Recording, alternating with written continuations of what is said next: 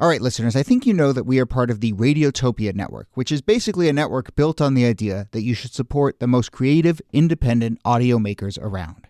No one, and I mean no one, embodies the Radiotopia ethos more than Benjamin Walker and his show Theory of Everything. Benjamin, who I've known for a long time, has been making beautiful, personal, sprawling audio documentaries for decades that help us understand the very strange world we live in. And now he has a new series called Not All Propaganda is Art. The new series goes back to the 1950s, when Western security agencies like the CIA paid artists, writers, and intellectuals to fight the cultural Cold War. The CIA funds were free. I mean, no one was told what to say. Gloria Steinem, activist who sees the CIA as a sort of enlightened pal or rich uncle, there is another viewpoint. Look, if you're listening to this show, I know you like secret histories. I know you like a mix of culture and politics and shadowy figures. So what are you waiting for? Not All Propaganda is Art from Benjamin Walker. You can find it now wherever you listen or at theoryofeverythingpodcast.com. This episode is brought to you by Progressive. Progressive helps you compare direct auto rates from a variety of companies so you can find a great one, even if it's not with them. Quote today at Progressive.com to find a rate that works with your budget. Progressive Casualty Insurance Company and affiliates. Comparison rates not available in all states or situations.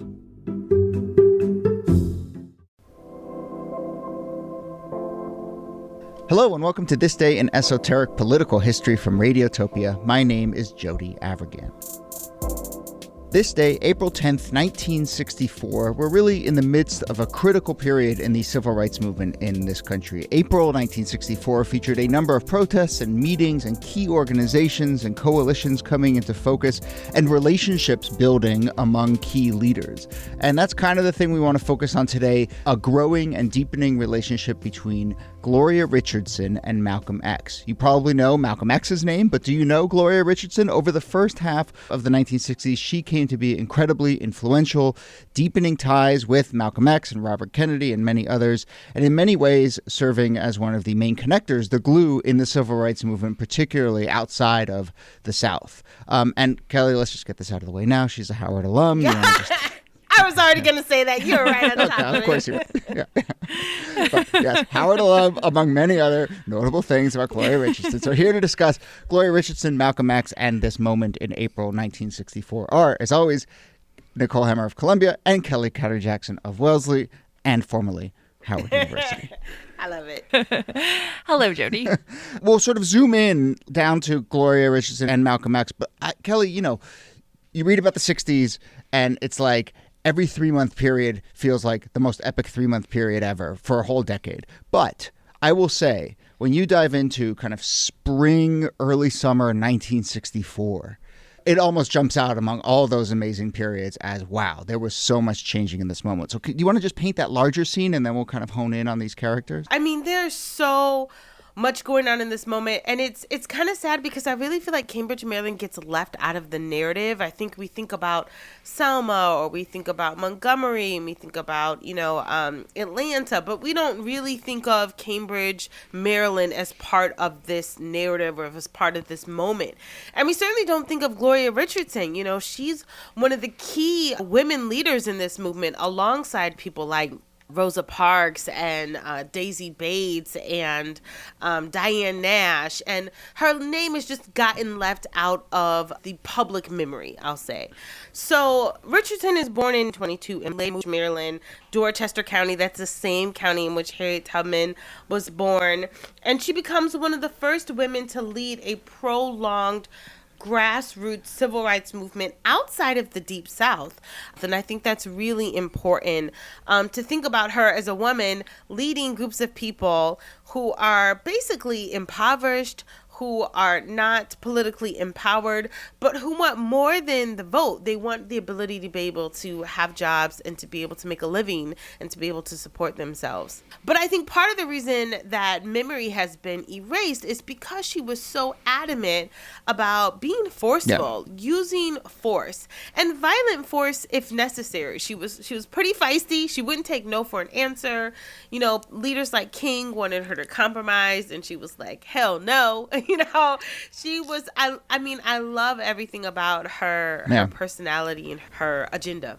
And that is certainly where Malcolm X comes into it. And I think that's this moment in the spring of 64 is where a lot of these fault lines around how aggressive and forceful to be in this movement are really coming to a head. But when you talk about the Cambridge movement, tell us a little bit about kind of, her days of organizing in Maryland. Sure. So a lot of people in this moment are pushing for, what we know as civil rights, being able to vote, being able to desegregate lunch counters, things of that nature.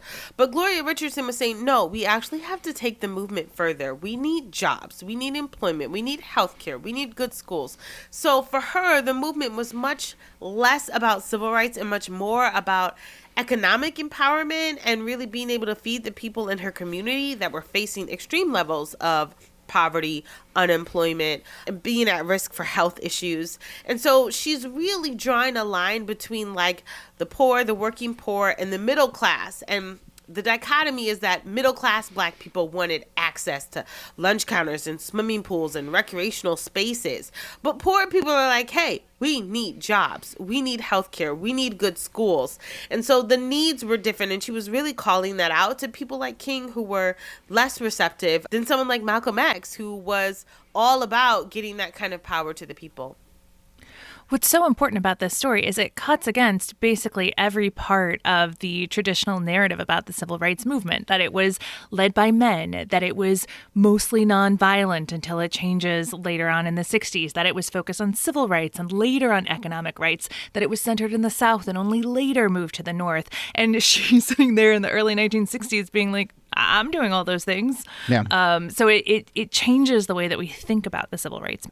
So there's protests against bowling alleys and restaurants and movie theaters to protest, and sit-ins, obviously, for desegregation. So, that's in the 1962, 1963. Obviously things are changing so quickly.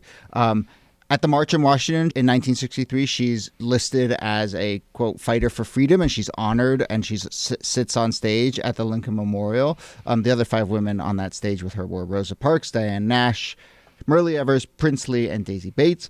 None of them were invited to speak, we should add. But no, Daisy Bates does speak. Does she but speak? She only speaks 143 words. That's it. There you go. That's it. I mean, there's another episode for us. Daisy Bates is 143 words. We will do that for sure. Yeah. But what starts to happen in, late 63, early 64? I will point out, that movie One Night in Miami is set in like May 1964, somewhere right around the same time. And that's, where there's a bunch of conversations, including with Malcolm X, about kind of how forceful to be and, whether to break with the sort of King wing of the civil rights movement. So, start to describe those fault lines, and then where Gloria Richardson, sort of mostly behind the scenes, is really sort of navigating these alliances. Well, like we talked about in the episode with Peniel Joseph about Malcolm X and Martin Luther King Jr., they weren't necessarily diametrically opposed, but King did embrace and embody this idea of nonviolent resistance and a kind of accommodation or compromise, that you had to find a way to appeal to and work with the federal political power structure that was dominated almost exclusively by white men. And somebody like Malcolm X and somebody like Gloria Richardson disagreed with that approach. They thought that not only was it legitimate to meet force with force, keeping in mind that civil rights leaders were having their homes firebombed and dynamited, they were being shot at, but also these were supposed to be inalienable rights, and going to the president or the attorney general with hat in hand and being like, please, sir, may I have my rights, was something that Gloria Richardson was opposed to. She says in a press conference in 1963, a first-class citizen does not beg for freedom. A first-class citizen does not plead with the white power structure to give him something that the whites have no power to give or take away. Human rights are human rights, not white rights. Yeah, she's not wrong. She's not wrong. I mean, I think that the stance that she took, it's questionable if other civil rights leaders were more upset by her being a woman or more upset that she was unwilling to compromise or relinquish some of the ideas that they wanted to push as it related to non-violence and civil disobedience. She was like, no, we're done asking. Now we're demanding. We're requiring that, meet our needs or else. This relationship between her and Malcolm X, let's talk a little bit about that. There's a quote in March of 64 when clearly they're starting to, they met, I think, in the end of the year before. They're starting to build some alliances here. But there's a quote in an article in March of 64 that says that she is, quote, the first civil rights leader to accept an offer of cooperation from Malcolm X. And to me, that's interesting because I'm curious kind of who took a step towards whom in this situation. Was she in the civil rights establishment and said, okay, Malcolm, come on in? Or was she more like, we need to take a step towards where Malcolm is? So it's clear that they both have mutual admiration for one another, but Gloria Richardson is definitely initiating the conversation and saying, hey, Malcolm, I like what you're doing. I want to partner with you. I think there are ways that we could really team up and be a formidable group of activists that are trying to push, the country forward. And so she's so instrumental to him. She's almost like a mentor in some ways. And one of the things that she does that I think few people are aware of is that she gives him the line for the ballot or the bullet speech. She says, Malcolm, tell people it's the ballot or the bullet. Give them the ultimatum. And that becomes one of the most powerful speeches of the 20th century, his ballot or the bullet speech. That's incredible. I had no idea that she was the origin of that. So on that point, I mean, is it that she was not giving speeches, no one was going to listen to her, and so she needed to give away the best line she's ever written in her life? Or is it like she didn't want that? Do you have a sense of I think it's a little bit of both. I think she wanted to accomplish something, and she didn't need to be the center of that in order to do it, which is also why I think, we don't know about the people that prefer to take sort of a back seat to these movements that are more focused on like achieving the goal than they are the limelight or the celebrity that comes along with being in front of a camera. But, Malcolm already had a reputation for being this provocative, compelling speaker. And so by giving him the language, it was almost sort of like cut, copy, paste. He could take, these ideas and get them to the people almost immediately and have the reception that she wanted to have. I also think it's important that Malcolm X is moving in this period as well, that he leaves the Nation of Islam, I think in early 1964, and that he starts forming the Organization for Afro-American Unity. So he also they seem to be taking steps toward each other. Not that they're that far apart, but they seem to be building something in that moment that's different than what Malcolm X had been doing before. Yeah. Or sort of finding each other on the outskirts as they sort of wandered away from their previous circles. And leaving the nation gave him the freedom to do that. He was no longer sort of confined by what he could say or who he could work with. And so this is one of the major steps that he takes when he leaves the nation. Women, is to partner with other people, particularly women. Yeah, right.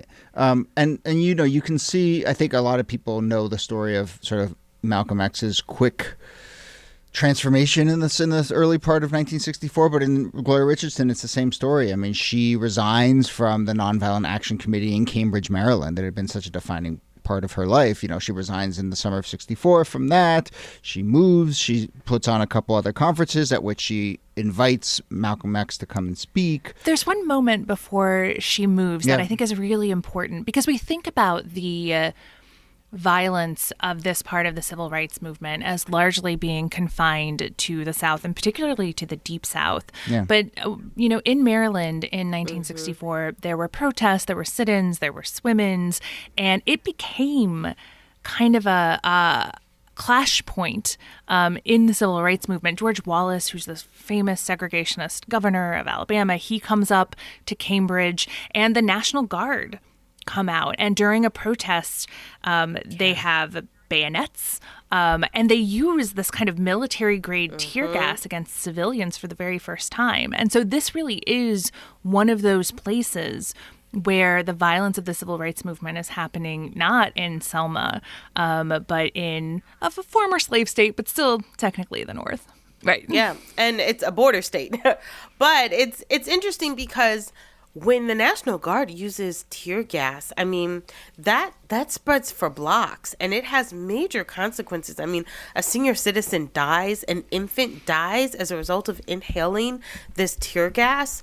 We get to see probably the most iconic image of Gloria Richardson, which is on the cover of the book by Joseph Fitzgerald, The Struggle is Eternal, in which she's sort of shoving away this bayonet of a National Guardsman.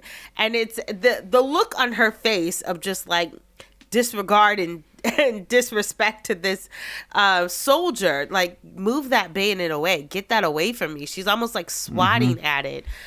Becomes such... It becomes emblematic of like her own activism and how she was so unrelenting when it came to her demands for more for Black people. Yeah. And you mentioned Joseph Fitzgerald. Fitzgerald said just in the last year, everything that Black Lives Matter is working at right now is a continuation of what the Cambridge movement was doing.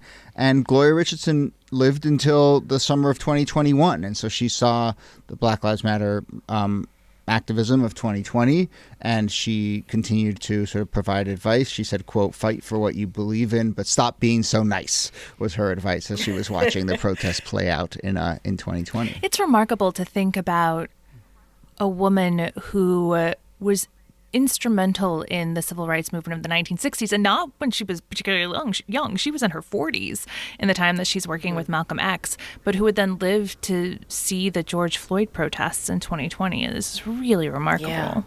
Yeah. She was 98 when she died, I believe. All right. Well, let's leave it there. I would say, certainly that note of just realizing that she was alive to see these new movements as well, but also, I think it's just so, I don't know, look at the story makes me realize how important it is to look at the sort of social connections behind movements and just the glue and all these ways in which personal relationships get navigated and change have such a big effect on the way that larger movements play out. And she seemed like the perfect example of that, of just a connector, in all the most important ways. Yeah.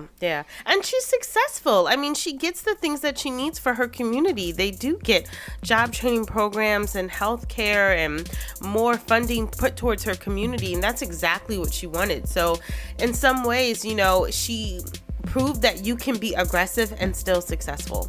All right. Well, we will leave it there. Nicole Hemmer, thanks to you. Thank you, Jody. And Kellie Carter-Jackson, thanks to you. My pleasure.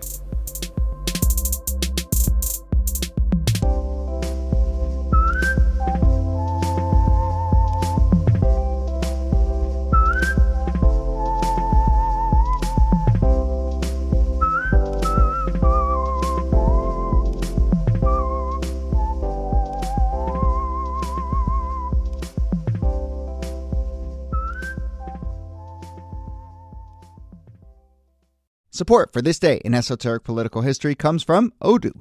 What is Odoo? Well, Odoo is the only software your business will ever need. Featuring a suite of integrated business applications, Odoo connects your business operations together so you can get more done in less time.